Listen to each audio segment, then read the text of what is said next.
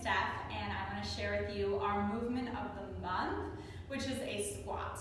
So a squat is one of the most foundational movements. You see it show up in every single class, no matter if you're doing yoga or bar or a strength training workout. It is something we do in everyday life. So it's really important to focus on what we're trying to do in a squat, what muscles are we using, and then I'm going to show you some variations that you'll see at the studio this month. So first off, when we're doing a squat, there's not necessarily a correct, perfect, aligned form for a squat, because a squat is really going to depend on our body, and everybody is different, right? So depending on my mobility and flexion and my ankles, maybe how long my femur bone is, how tight my hips are, how strong my core is, those are all factors to take into consideration when we look at someone's squat.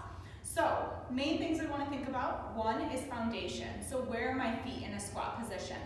Usually I'd say about hips width apart, and we want to think about grounding into the 3 points of the feet. So big toe bone, pinky toe bone in the center of the heel, creating this triangle through our feet so that we're not leaning too far forward and we're not leaning too far back.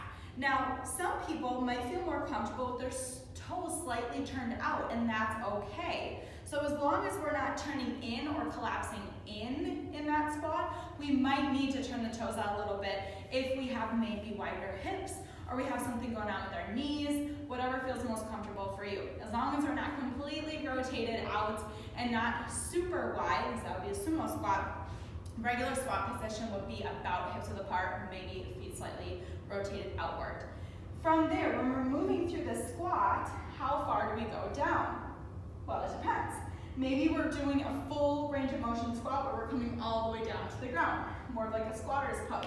Maybe we can go here. Maybe we're doing just a regular squat where we're a little bit more maybe parallel, or we're up a little bit higher. Maybe we're doing a parallel position in bar where we are up higher and our heels are lifted in that squat, because that is a squat also. So it depends on what kind of squat you're trying to do and what's your goal. What are you trying to get out of it? So squat is primarily a lower body movement, we know that, right? Quads, glutes are working, we got a lot of hip strengthening, we have core involved as well, and if we're adding on maybe an upper body movement with it, we could say it's upper body also.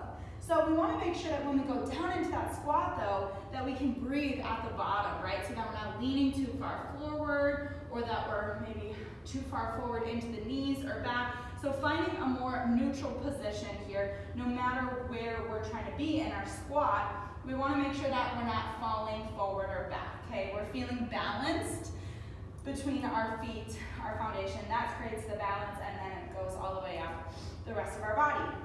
So for example, a back squat, which is a traditional squat with a barbell on your back, right? This allows us to stay upright a little bit. We have to stay up so that we're not dumping forward into that squat. So as we go down and up here, we engage the glutes, we squeeze the glutes, and we extend the hips and engage the core at the top of that movement. Inhale down, exhale as you're pressing back up, forcing that weight back up, right?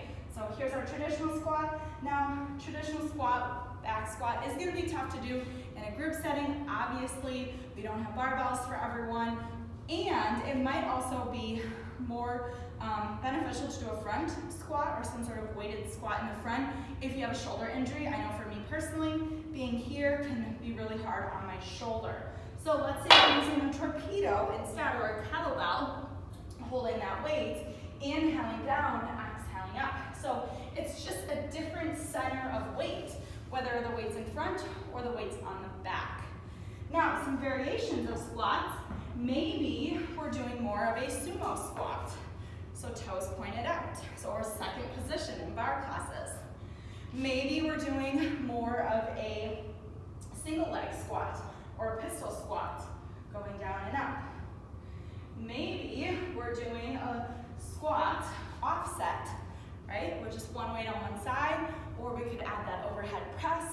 So there's a ton of variations here. We might be doing more of a squatter's pose, a deep low squat, and let's say a yoga class. Maybe in bar class we're doing parallel, right? So lifting those heels, going down and up here. Now, we hear a lot, do not put your knees past your toes in a squat.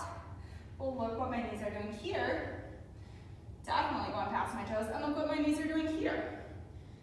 Should I never do those movements?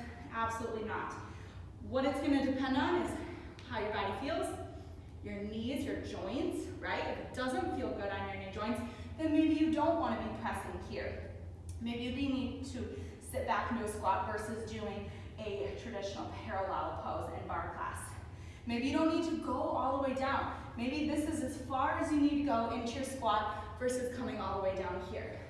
So there's a ton of factors that go into doing a squat and why every single person in a class is gonna look completely different, okay? And there's no necessarily right or wrong way to do it. There are better ways that we can do it, focusing on engaging the muscles, noticing where our body's at in relation to the weight that we're using maybe, or also just paying attention to how we feel. If our knees are hurting one day, maybe we don't want to go down as far. Maybe we don't want to lift as heavy weight. Maybe we don't want to lift those heels up in bar class. My suggestion for any sort of movement like this is the higher you lift your heels, the less pressure you have going into your knees. Okay, so when we're doing that parallel, and if your heels are barely skimming, all that pressure is going down into your knees. Here, you have a little bit more weight centered back, and you're engaged more upright. All right, so if you're doing a regular squat here as well, it'd just be like going here. You wouldn't want to squat in this position. You want to engage the glutes and sit back so you're feeling it in the muscles versus the joints. So lots of options, tons of variations. We got some great stuff coming at you for classes this month. Let us know if you have questions or if you want us to help you with your squat. We are happy to do that, and we want to make sure that you're feeling strong and safe when you are squatting.